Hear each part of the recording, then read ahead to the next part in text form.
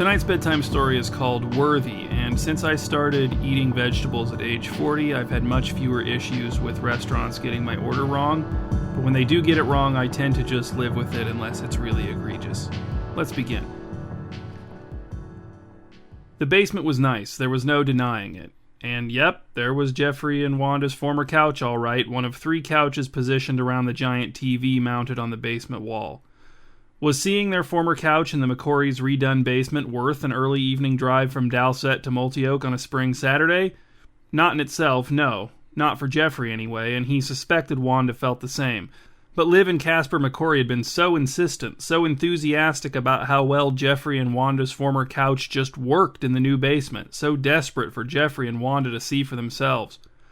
"I never would have guessed it would fit so well," said Casper, his hair tall and thick like a blonde hedge. With hair height included, he was as tall as Jeffrey. Not just that the couch physically fits in the space, but I mean it fits the whole feel of the basement too, which is just as important. When you first offered it to us, Jeffrey, I'll be honest, I didn't want it. I didn't want it at all. The thought of accepting your old couch upset me quite a bit. It felt like a big hassle for no payoff. "You could have just said that," said Jeffrey. "I didn't want to hurt your feelings," said Casper. "You wouldn't have hurt my feelings," said Jeffrey. "I would have taken the couch to a thrift store. In fact, it would have been more convenient because Nothing's Junk thrift store is 2 minutes from our house, and instead I ended up driving it all the way over here to drop it off. And I helped you carry it down the stairs, which was not easy." He was irritated to discover that Casper thought he was too sensitive to bear the rejection of a casual offer of an old couch. "Well, anyway," said Casper, "I'm glad I did consider your feelings because it turns out your couch works perfectly down here." He gestured at the couch for at least the dozenth time. Jeffrey and Wanda dutifully looked at the couch yet again. "So nice," said Wanda. She was the most attractive person in the basement, even allowing for the physical traits that she hated in herself, which Jeffrey did not allow for because he never noticed them. Jeffrey said nothing. He was sick of saying the couch looked good in the new basement. Looking at it again without scowling was the best he could manage. "Anyway," said Wanda, "thanks for letting us see the basement and the couch. We're so glad it worked out so well, but we had an early lunch, so we're getting kind of hungry, and I think we're going to get dinner as long as we're here in Multioak." "Oh," said Liv, "we just tried Worthy last night, and it was so good. You have to try it. You have to go to Worthy." Her glasses and collarbone-length hair were an identical brown. She wore a dress that was technically floral print because it had one big flower printed on it. "Worthy," said Wanda, "what's that?" "Sounds a little too close to Newsworthy Burger for my taste," said Jeffrey. "I'm afraid the association would put me on edge no matter how good it is." "The association is on purpose," said Liv. "Worthy's owned by Ross Gallup, the same guy who owns Newsworthy Burger." "Okay, then we're definitely not going," said Jeffrey. "We're not some of those Dalset people who've tricked themselves into liking Newsworthy Burger. We haven't been there in years and years. We won't even tolerate it when we're in Dalset, so we're definitely not going to seek out the Newsworthy Burger experience here in Multioak." "But it's totally different," said Casper. "They pride themselves on their service. They pride themselves on never getting an order wrong. And it's true, they never do. Our order was perfect. We got exactly what we ordered." "So they got your orders right one time, and now you're sure they never get any orders wrong and they never will?" asked Jeffrey. "They're committed to getting orders 100% correct 100% of the time," said Liv. "But is the food any good?" asked Wanda. "It doesn't matter," said Jeffrey before either McCory could answer. "I'm sorry, but I'm just not willing to risk it. I don't trust anything connected to Newsworthy Burger no matter what they claim they're committed to. If we went there, I wouldn't be able to relax. I'd spend the whole time waiting for something to go wrong." "The food is so good," said Liv, as if Jeffrey hadn't spoken at all. "And very reasonably priced, too. And we waited, what, Casper, 10 minutes for a table, if that? And that was a Friday night at 6:30, so you'd think that would be the height of the dinner rush." "Of course it's not busy," said Jeffrey. "Most people know to stay away." "But it was busy," said Casper. "They just have a lot of seating, plenty of help, and they're really efficient, and our food came so fast, we were shocked." Jeffrey couldn't understand what was wrong with these people. This was what the invitation to come see the couch in the basement had been like. They were incapable of taking no for an answer. He had to lie to them. It was the only way out. "Well, thanks for the suggestion," said Jeffrey as he headed for the basement stairs. "Maybe we'll try it after all then." "You know what," said Casper. "We liked it so much we'd love to go back tonight. We'll go with you. In fact, since you're so skeptical, Jeffrey, it's our treat, as a thank you for the couch." "Oh, yes," said Liv, clapping her hands. "That's such a good idea, Casper. Yes, let's all go to Worthy together. And if we pay, then you aren't risking anything, Jeffrey. If they get your order wrong, which they won't, then you're not out any money and you'll never have to go back." Wanda saved Jeffrey the trouble of caving by caving for both of them. Worthy made a good initial impression. Parking was simple, trees and flowers surrounded, but did not obscure the restaurant's welcoming exterior. Inside, Wanda commented on how much she liked the decor. It's modern without being the same as every other new restaurant. Liv and Casper beamed at her. The dining room looked full, but the hostess seated the foursome after a brief wait. The television screens positioned high on the walls displayed compelling video art, some of it even a bit daring, although nothing that would disturb one's dining experience. On the way to their table, Jeffrey noted a man perched on a little loft in the corner of the spacious restaurant playing classical guitar. "Wow," he said, "I heard the music when we came in, but I never would have guessed it was a live musician." Now Liv and Casper beamed at Jeffrey. They were as proud of Worthy as they were of Jeffrey and Wanda's old couch. Unbelievably, Casper brought the couch up again while waiting for the server to take drink orders. Jeffrey pretended to be too engrossed with the menu to respond. He knew that this offloaded the social burden onto his wife, but she was better at handling it than he was. Besides, his interest in the Worthy menu was sincere. Newsworthy Burger actually looked pretty nice, if dated on the inside due to the direct involvement of its owner in that one aspect, but the overall atmosphere of not just unprofessionalism, but anti-professionalism tended to overwhelm all other aspects of the customer experience. But such was not the case at Worthy. It seemed like a normal restaurant, even better than normal in some ways, like the live music that was neither oppressive nor obnoxious. But the real test was still to come. Could Worthy get Jeffrey's order right? Newsworthy Burger had never gotten his order right. Granted, he'd only been there a handful of times, and not in the last 10 years, but he'd never even heard of Newsworthy Burger getting someone's order right.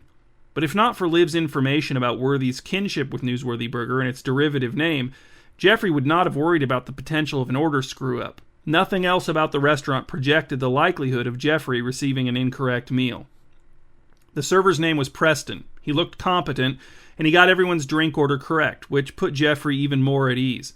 By the time Preston took food orders, the idea of his meal eventually arriving somehow other than Jeffrey had ordered it felt faint and distant. And the conversation had finally moved on from the couch, and Liv was telling an amusing story about an argument she'd had about the new basement with the contractor. Everyone was laughing, and Jeffrey realized he was having a good time. He was enjoying his time at Worthy. But then, 15 minutes later, the food arrived and Jeffrey received sweet potato fries instead of the regular fries he expected. He noticed immediately. The fries were orange, not brown. Said Jeffrey as Preston put the plate of food on the table in front of him. "I actually ordered regular fries, and it looks like these are sweet potato fries." He glanced around the table. Wanda looked nervous. Liv looked grim. Casper looked irritated. "Oh," said Preston, "I can bring you some regular fries if you changed your mind." "I didn't change my mind," said Jeffrey. "I ordered regular fries, and you brought me sweet potato fries." "You ordered sweet potato fries," said Casper in a pointed voice. "We all heard you." "No, I asked if the sweet potato fries were good," said Jeffrey. "Right," said Liv, "and then Preston said they were good, so you ordered them." "No," said Jeffrey, no. What happened was that Preston said they were good, but then I said that I'd just stick with the regular fries. I know I wouldn't have ordered the sweet potato fries because I don't like sweet potato fries. Why would I order sweet potato fries if I don't like them?" "Why would you ask if they're good if you don't like them?" asked Casper. "Why ask about them at all if you have no intention of ordering them?" I like to ask about things," said Jeffrey. He felt a warm flush rising up his neck and across his face. Liv scoffed and rolled her eyes. Jeffrey turned to his wife. "Wanda, did I order sweet potato fries or regular fries?" "I don't know," she said. "I honestly don't." "But you know I don't like sweet potato fries," said Jeffrey, "so how hard is it for you to guess which one I would order?" I thought you didn't like them, but you were asking about them. I remember that." "Sir, it's really no trouble," said Preston. "We never get orders wrong here at Worthy, but one of the reasons we never get orders wrong is because customer satisfaction is so important to us. So if you aren't satisfied with what you ordered, then I'm more than happy to bring you a replacement."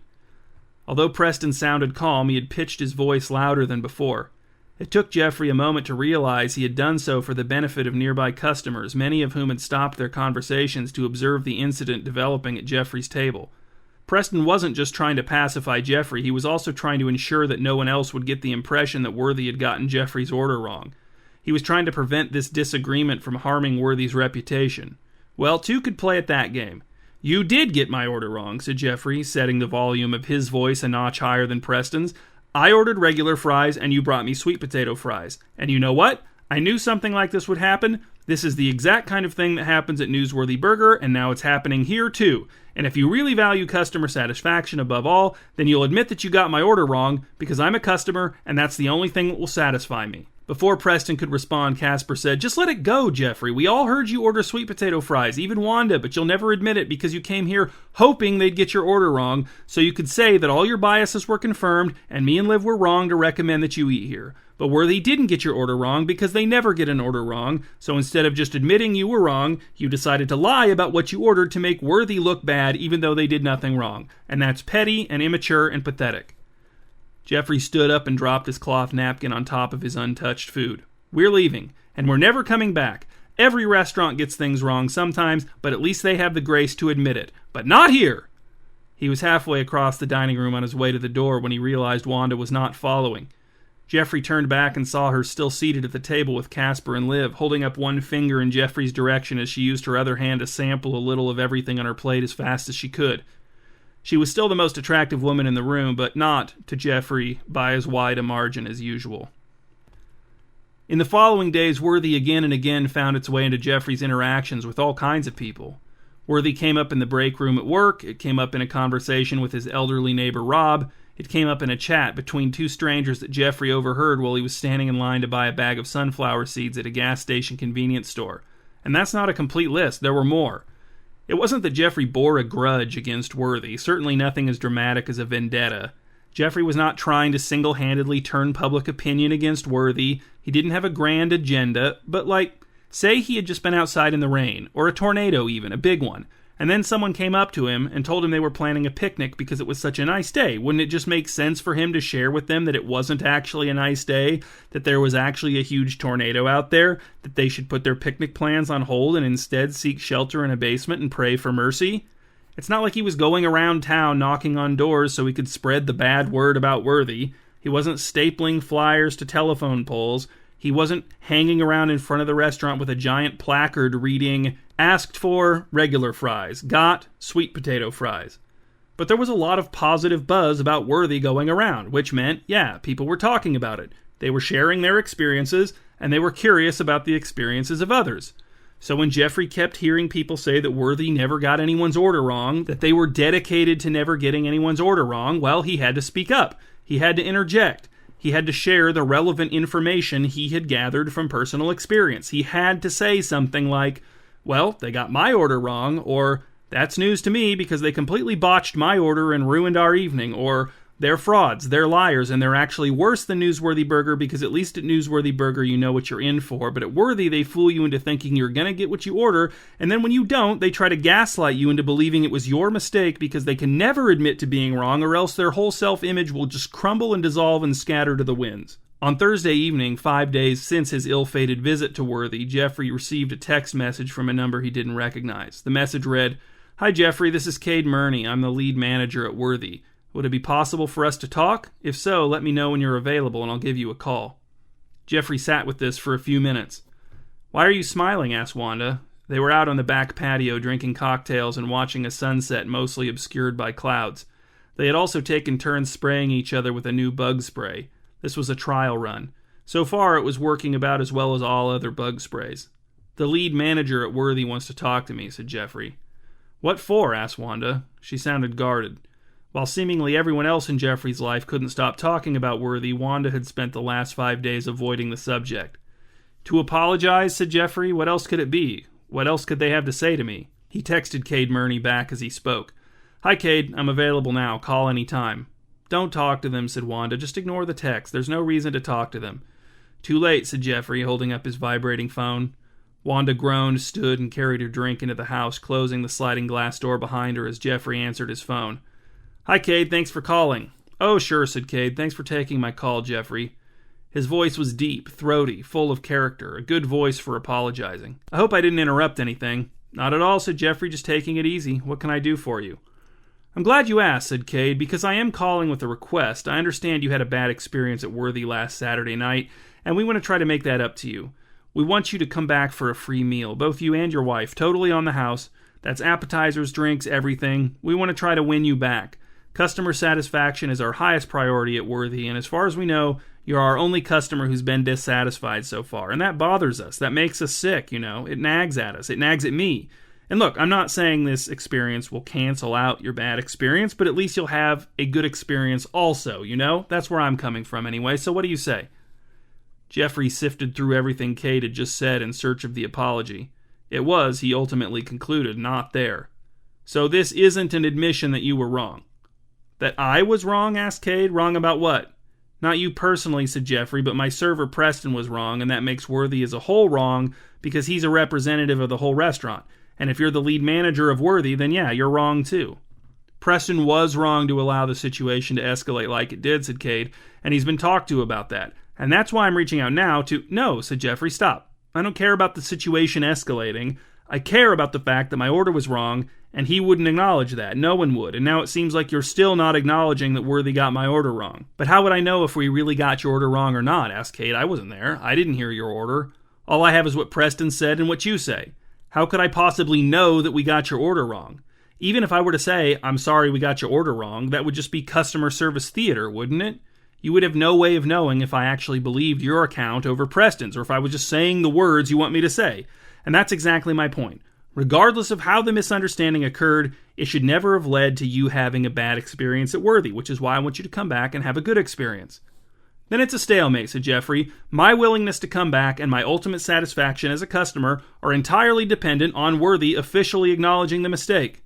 "Whose mistake?" asked Cade. "Yours!" cried Jeffrey. "Worthy's!" Cade said nothing, but Jeffrey could hear him breathing through the phone. He somehow sensed that Cade's eyes were closed. Then, without a goodbye of any sort, the call ended. Jeffrey waited for a clarifying text from Cade, but none came. Alone on the patio, but for the company of slightly fewer bugs than unsprayed skin would have drawn, Jeffrey finished his drink. The following evening, when Jeffrey got home from work, he found a white limousine parked at the curb in front of his house with its engine idling. The driver leaned against the front passenger side door with his feet on the curb while he played a game on his phone. When he saw Jeffrey step out of his car in the driveway, the driver slipped his phone into his pants pocket and opened one of the limo's back doors, motioning for Jeffrey to get inside. "What's this about?" asked Jeffrey, crossing the lawn to the limo with his work backpack dangling from his left hand. "Did Worthy send you? I'm not going to Worthy." "No," said the driver. His uniform was not rumpled, but he had a rumpled bearing that made the uniform seem rumpled by association. He squinted like someone had told him not to, but he couldn't help it. "No," said Jeffrey. "No what?" "No," said the driver. "I'm not supposed to take you to Worthy." "Then where are you taking me?" "Not far," said the driver. "Mr. Gallup wants to talk to you." "Ross Gallup?" asked Jeffrey. "The guy who owns Newsworthy Burger?" "Yeah," said the driver. "He sent me. That's where I'm taking you." "You're supposed to take me to Newsworthy Burger, not Worthy?" "Yeah," said the driver. He motioned again for Jeffrey to get into the limousine. "Come on, all the air conditioning is getting out." Jeffrey's curiosity overcame other considerations, and he ducked inside the limousine.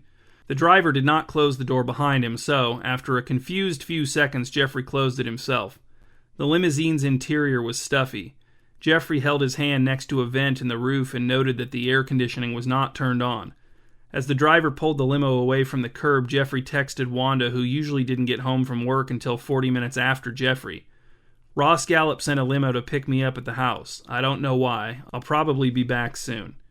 Then he sat back to enjoy the 5-minute ride in middling luxury. In the Newsworthy Burger lot, the driver parked the limo horizontally across multiple spaces as far from the restaurant entrance as possible and said, "Here we are." Then he pulled out his phone and resumed his game, hissing swear words at the screen. Jeffrey stepped out of the limousine, crossed the mostly empty parking lot, and walked through Newsworthy Burger's front doors for the first time in over a decade. It had been even longer since he'd used the drive-through window, an experience that he, like many others before and since, had braved precisely once. Inside, Jeffrey was met with the smell of something burning, but it wasn't food. No employees manned any of the registers at the front counter, but at least 3 distinct hysterical laughs came from the kitchen. In the dining room, a few people sat in booths laboring through their meals. The rugs on the floor, judging by their light staining, had recently replaced the previous rugs. As he took in the scene and felt no nostalgia despite the restaurant looking exactly how he remembered it, an elderly man in short shorts and a pale green polo shirt seated at the booth farthest from the front door caught Jeffrey's eye with a delicate wave. This would be Ross Gallup. As Jeffrey approached Ross Gallup's table, the table he was seated at, that is, since all of the tables were his tables in a way, a horrible screeching sound came from the kitchen, bringing the laughter to an abrupt halt. Jeffrey paused, but Ross showed no reaction. He just said, "Have a seat, Jeffrey. I'd offer you something to eat, but, well..." He held his hands out in a helpless pose and chuckled with affection. Jeffrey noted that the table in front of Ross was empty, not even a fountain drink. Jeffrey set his backpack on the booth seat and slid in beside it across the table from Mr. Gallup. "I told my wife I didn't think I'd be gone long," he said. The small TV against the wall on the table showed footage of a rugged red butte shot through a bug-spattered windshield. "I don't think he'll be here long either," said Ross. "Did Ev treat you all right?" "Who's Ev?" "My driver," said Ross. "He's not very good, but he's been my driver for, years. You may or may not be aware, but I don't believe in firing people." "I have heard that about you, actually," said Jeffrey. "And what do you think about it?" asked Ross. Jeffrey shrugged. "You can do or not do whatever you want with your own restaurant, but my wife and I never come here anymore." Ross laughed. Many of his teeth were silver. "Exactly," he said. He pointed at Jeffrey, wagging his finger with approval. Jeffrey wasn't sure what point he had made that Ross found so agreeable, but the idea that there was a similarity between his and Ross's ways of thinking made him uncomfortable. "So," he said, "you own Worthy too, right?" Ross's facial expression soured. He sighed. "Yes," he said, "and you're correct to intuit that it's the reason I asked you here." "They got my order wrong," said Jeffrey. "I asked about the sweet potato fries, but I ordered the regular fries, and then they brought me the sweet potato fries." "I don't doubt it," said Ross. "So this is the official apology then?" asked Jeffrey. "This is the acknowledgement that you were wrong?"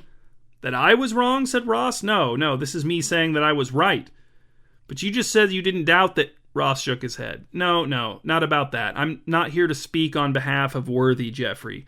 Cade is responsible for how Worthy runs, not me. He's the lead manager. He's in charge over there. That's his thing.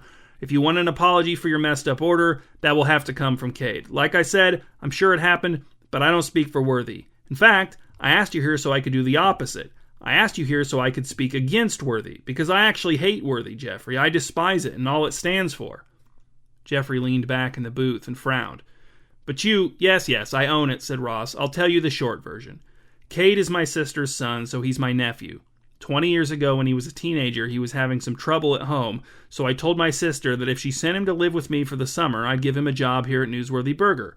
He lasted less than one shift, which is fine. It's not for everyone. We've had many hires who lasted less than one shift, and I'm not even counting the ones who never showed up. But anyway, he hated it. He quit. That's all fine. I even told my sister there was a good chance that would happen, but that we'd give it a try anyway. Most people, though, they quit Newsworthy Burger, and either that's the end of it, or else we hire them back at some point. I've got one employee, well, I don't even know her current status, but we've hired her 36 times, and whether she's currently on board or not, I have no doubt there will be a 37th. But my point is that it's easy come, easy go around here. It's easy to get hired, and that makes it easy to quit. So even the people who hate it, we usually just don't see them again. They go on about their business, and we're not a part of their lives anymore, similar to customers like yourself." Ross indicated Jeffrey with a deferential gesture. "But," Ross continued, "Cade wouldn't let it go. He didn't just hate working at Newsworthy Burger, he hated everything about it. He was outraged by it, and he wouldn't let it go. For 20 years he wouldn't let it go. Every family gathering, he'd just be in my ear telling me how I need to fire people, terminate, fire. I threw terminate in there because one visit he decided it was just the term fire that I objected to, which was not the case. So we had this ongoing argument, although it was pretty one-sided since I had no interest in arguing about it. But it eventually led to Cade, just last year, fixating on the fact that, out of everything that makes this place so divisive, Newsworthy Burger regularly gets people's orders wrong. He got all worked up over that one thing. He was shouting about it, and he says Newsworthy Burger gets orders wrong because we don't fire people. And he's probably right that my employees would get fewer orders wrong if they were worried about getting fired for doing so. But then he says that if he ran a restaurant, he could use strategic firing as a tool to ensure that the restaurant never got an order wrong. And at a certain point, I'd had it. I was sick of hearing about it, so I told him that I'd finance a restaurant for him. He could run it however he wanted to, but that if they ever got an order wrong, I'd shut down the restaurant and never have to hear another lecture about the great benefits of firing employees again. And he agreed, although I could immediately tell he was nervous. He knew he'd overstepped. He'd claimed too much. No amount of firing can overcome basic miscommunication, forgetfulness, human error. So that's where we are. Cade's running Worthy, but he's stuck, because the deal is that Worthy can never get even one order wrong. But if he fires someone for getting an order wrong, then he's already failed, and the firing will only be a confirmation of that failure. So all he can really do is threaten to fire employees for getting orders wrong. But then when the wrong orders actually happen, as in your case, Jeffrey, he has to cover them up, or he loses the restaurant and I get to gloat. And when the employees realize that, then they'll know the threats are empty. They'll drop their guard and the wrong orders will multiply. Of course, he might try to fire employees who get orders wrong for other stated reasons, but they'll talk, they'll retaliate, it'll all come out, it'll fall apart. But there's still a problem. Ross paused, waiting for Jeffrey to say something, it seemed. "What's the problem?" asked Jeffrey. There had been no further noise from the kitchen for a while, which was more troubling for Jeffrey than it appeared to be for Ross. "Well, Cade will deny it forever," said Ross. "He'll never stop denying it. No matter how many people claim Worthy got their orders wrong, he'll never admit it. He'll do what he's doing to you. There would have to be undeniable proof. And where's that going to come from? It'll always be his word against the customers. So let's say I just decide to believe the customers and I shut the restaurant down. Cade won't accept that as a real loss. He'll say I just believed you, for example, because I wanted to win. Which means he'll go right back to harassing me about Newsworthy Burger's no firing policy, and shutting him up is the only part of the deal I really care about." "Why am I here?" asked Jeffrey. "Why are you telling me this?" "Because you can help me," said Ross. "You can help us both. You can get proof of Worthy getting your order wrong. You can expose Cade's lies. You'll be vindicated, and I'll be rid of his nagging." "But how can I get proof now?" asked Jeffrey. "Worthy got my order wrong a week ago. There's no way I can prove it now." "They'll have to get your order wrong again," said Ross, "which, if you go enough times, they eventually will. You need to become a regular. Eat there a few times a week, keep the receipts and I'll reimburse you, and every time you order, you secretly record the interaction on your phone. Then when your food comes, you document what they bring you. When the mistake finally happens again, which it will, you'll have it all documented. Bring the proof to me and it'll all be over. And until then, free food for you and your wife. I've never eaten at Worthy myself, nor will I, but I do hear the food is good." "But this plan could take months," said Jeffrey, "and they'll be extra cautious with me. With our history, they'll be doing their best to make sure they don't get my order wrong again." Ross shrugged. "Well, the more times you eat there, the greater your odds of getting a wrong order. And that's a lot of free food. If you and your wife are there twice a day every day they're open, think of how much money you'd save. Unless, of course, they get your order wrong again right away, in which case this is all over and we win and everything's back to normal, which is an even better outcome. And there are ways to increase the odds of a wrong order, too. You could order the same thing 4 or 5 times in a row, but then the 6th time you order it with a slight change, right? That's just one idea. I'm sure you can think of more. But don't mumble your order. Don't slur it. Nothing like that. We need the recording to be indisputable." "Why not have someone else do it?" asked Jeffrey. "I'm sure you could find someone who'd do it just for the free food." "Sure, maybe for a while," said Ross, "but will they have the drive to keep at it when the novelty wears off? You're the one who's actually been wronged. You're the one who wants to bring them down. You're the one who's been talking them down every chance he gets, and it's spreading. Cade is nervous." "Won't he be suspicious of me when I come back?" asked Jeffrey. "Sure, at first," said Ross, "but he's arrogant. Get in touch with him again. Grudgingly agree to his offer to let them try to win you back, and then, assuming they don't immediately mess up your order again, have such a great experience that you want to keep coming back. He'll want to believe it, so he will believe it." Jeffrey pondered Ross's offer. Even with his promise to pay for the meals at Worthy, there would be the gas money back and forth, the time in the car, the fatigue of eating at the same place over and over again, the nuisance of trying to document the accuracy of his orders without being noticed doing so, plus Wanda's guaranteed distaste for the whole scheme. But, on the other hand, there was justice. There was triumph. There was vengeance. The old vacation footage playing on the TV in Ross and Jeffrey's booth came to an end. The screen went black. A customer at the front counter who Jeffrey could not see from where he sat called into the kitchen. "Hello? Is someone there? Can someone take my order?" The only response was a deep industrial hiss, a sound Jeffrey couldn't imagine any appliance in a commercial kitchen producing. Another customer, one of those who had been eating when Jeffrey arrived, ate still. Jeffrey watched as he felt up and down the length of each soggy French fry as if frisking them for concealed weapons before placing them in his mouth and chewing with cautious deliberation. The unanswered customer at the counter left. "You can take some time to think about it," said Ross. Jeffrey nodded, stood, and slung his backpack over his shoulder. He walked to the front counter and approached a register. He waited.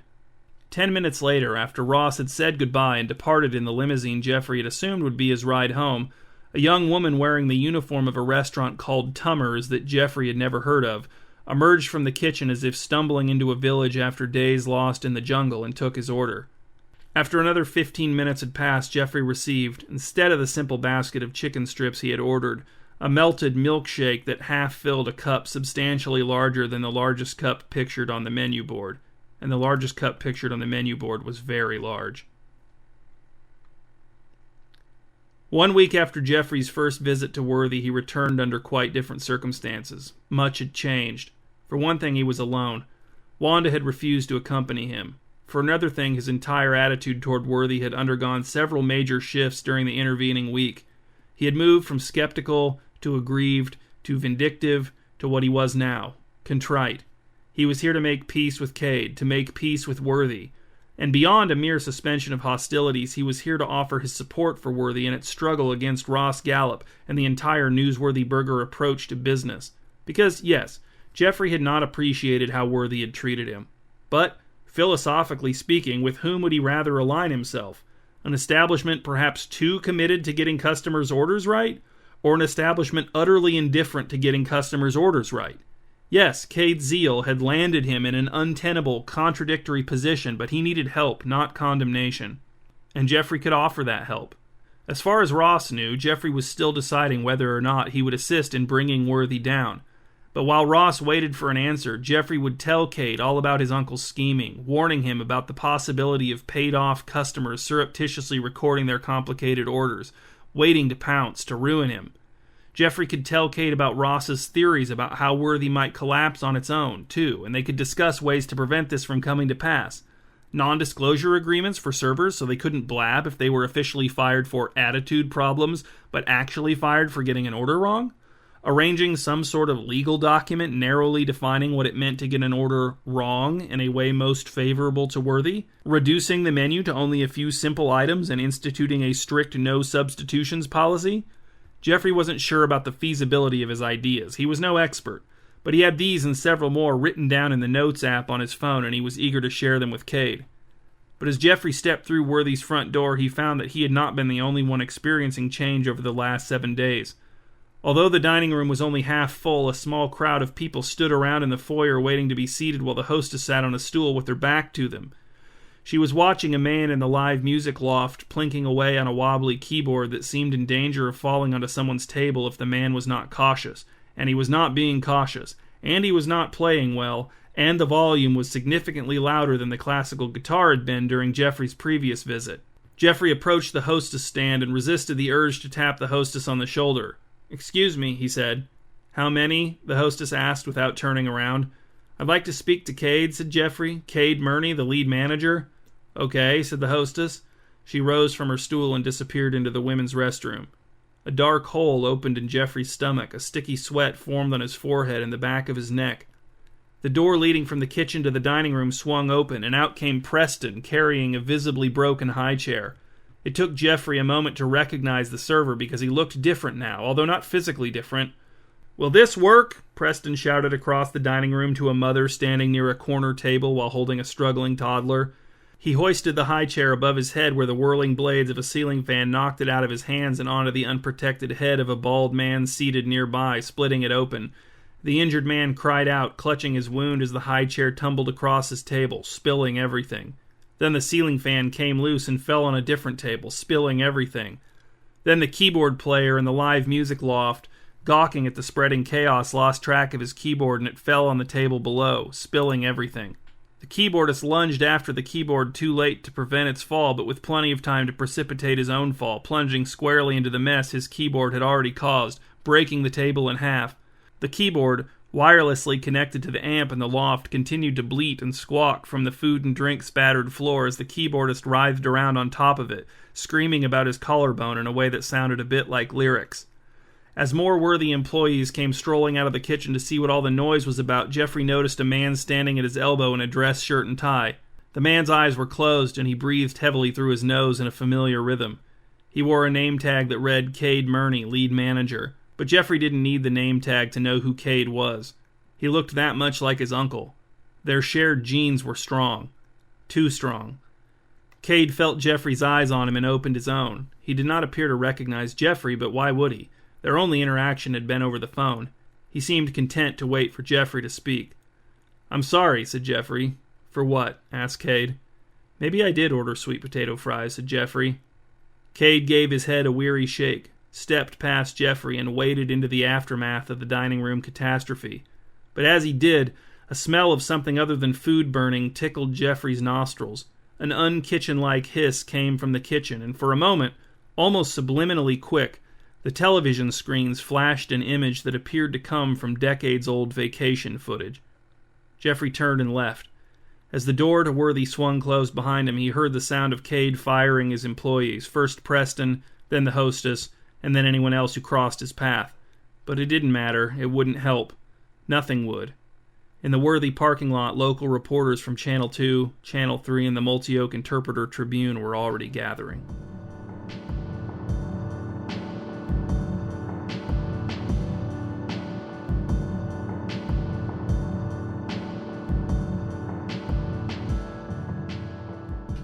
These are the discussion questions for Huge Pop Bedtime Story number 249, Worthy. Number 1. If your life depended on a restaurant getting your order correct, which restaurant would you go to? Number 2. If your life depended on a restaurant getting your order wrong, which restaurant would you go to? Number 3. If you were a server at a restaurant where every customer's life depended on you getting their order correct, how long do you think it would be before you, for all practical purposes, killed someone? Number 4. In what future year do you predict that the reference to Jeffrey using the Notes app on his phone will make this story seem dated? And number 5. What percentage of restaurants that don't allow substitutions do you believe only have that policy because they're in danger of being shut down if they get even one order wrong, so they're trying to reduce the likelihood of that happening by keeping the order simple?